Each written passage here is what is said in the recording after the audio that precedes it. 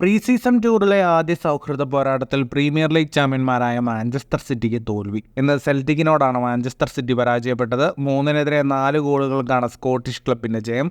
ആദ്യ പകുതിയിൽ തന്നെ സെൽറ്റിക് 3-1 മുന്നിലെത്തി. 13-36 മിനിറ്റുകളിൽ നിക്കോളാസ് ഗെറിറ്റും 44 മിനിറ്റിൽ ക്യോഗുമാണ് സിറ്റി വലയിൽ പന്തെത്തിച്ചത്.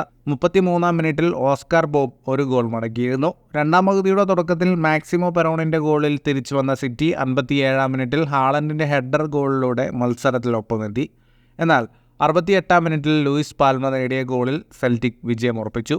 ബോൾ പൊസിഷനിലും മുൻതൂക്കം സെൽറ്റിക്കിനായിരുന്നു. 53% സമയം പന്ത് നിയന്ത്രിച്ച അവർ മത്സരത്തിൽ 13 ഷോട്ടുകൾ തൊടുത്തു, 6 എണ്ണം ഷോട്ട് ഓൺ ടാർഗറ്റ്. 489 പാസുകൾ 90% കൃത്യതയോടെ സെൽറ്റിക് പൂർത്തിയാക്കി. സിറ്റി 16 ഷോട്ടുകളാണ് തൊടുത്തത്, 9 എണ്ണം ഷോട്ട് ഓൺ ടാർഗറ്റ്. 432 പാസുകൾ 88% കൃത്യതയോടെ സിറ്റി പൂർത്തിയാക്കി.